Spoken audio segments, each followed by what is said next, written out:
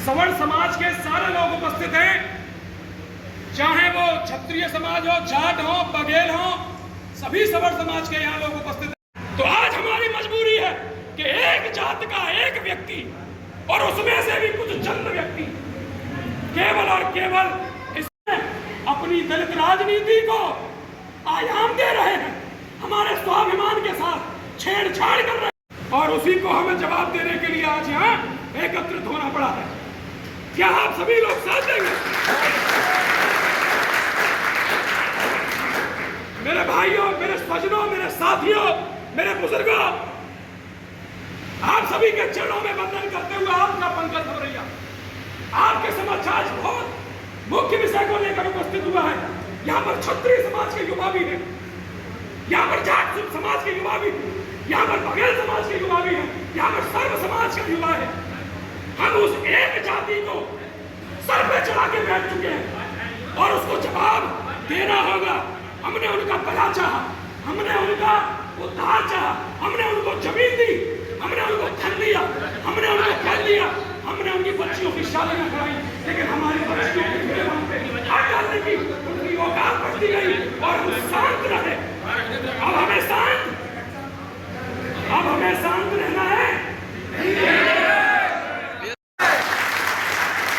और ये वीडियो बना लेना, ये वीडियो बना के बीजेपी के मुख्यालय लखनऊ भेज देना। बीजेपी वालों, चाहे कोई पार्टी वालों, सब होश में आ जाए। अब हमारे सम्मान के साथ छेड़छाड़, इसका केवल एक अपराध है। इस गांव की एक छोटी सी भूमि जिसमें जाटव समाज के लोगों ने कब्जा कर रखा था, उस कब्जा भूमि पर इस प्रधान ने दरियादली दिखाते हुए बोला कि तुम्हारी जमीन तुमको दी जाएगी। इतने दिन हो गए क्योंकि ब्राह्मण, क्षत्रियों ने, जाटों ने, बघेलों ने या सर्व समाज ने हमेशा एससी के लोगों के लिए दिया ही दिया है। लिया कुछ नहीं, लिया है क्या? कोई बता दे। परंतु जब बात वहां पर समाज के लोगों को गुमराह किया और बोला कि आओ मेरे पास, मुझे वोट देना और मैं गांव में तुम्हारे यहाँ मूर्ति लगवाऊंगा। किसकी? अरे जोर से बोलो। अंबेडकर की मूर्ति लगवाऊंगा, कोई दुविधा नहीं है। लगाओ साहब, महापुरुष है तुम्हारा। क्या इसने अपराध किया? लेकिन ब्लॉक प्रमुख ने क्या बोला? मेरी बहन से रोने की आवश्यकता नहीं है। मेरी बहन जोर से रो रही, हिम्मत मत हारना, तेरा एक भाई तेरे पीछे आग लगाने के लिए तैयार है। बिल्कुल ऐसा।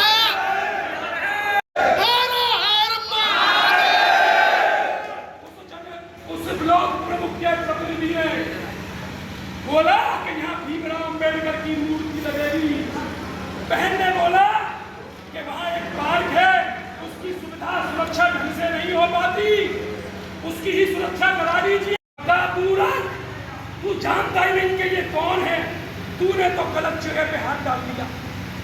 उसे 4 दिन का समय दिया था मैंने, और मेरे ख्याल से मेरे फोन में भी व्हाट्सएप कॉल दिखा दूंगा। ऐसा कोई साधन नहीं है कि जब, क्या नाम है उसका, अरुण भगोड़ा, उसका जो फोन था कि साहब मैं माफी मांगने के लिए तैयार हूं लेकिन गांव नहीं आऊंगा।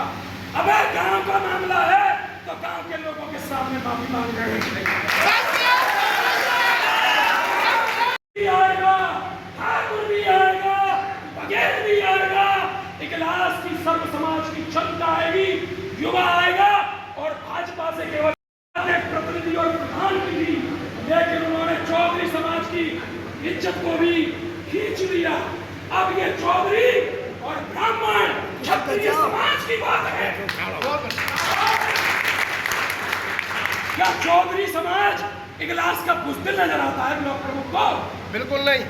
यहाँ का चौधरी समाज बुज़दिल नजर आता है इगलास का। घोड़ा बना देंगे। हाँ भाई चौधरी, बोलो भैया। हाँ जी चौधरी, तेरे को ब्लॉक में नहीं घुसने देंगे, तेरी बीजेपी से सदस्यता समाप्त करा देंगे। और प्रतिनिधि सुन रहा, किसी भाई के लाल को ये गुरूर हो कि कोई सांसद मुझे भी सवर्णों का बेटा कहते हैं, यहाँ से नस्ते नाबूद कर दूंगा इलाज से। मुझे नहीं दूंगा। अब ये बताओ चौधरीया, कहा गई है ब्लॉक प्रमुख ने सुनी? कहा गई क्या पंडित जी है चौधरी की बहुरी? मैं तो ये सोच रहा हूँ पंडित जी वो है तो भाई साहब पंडित की है, मतलब चौधरी इतने हल्के का चौधरी इतने हल्के का।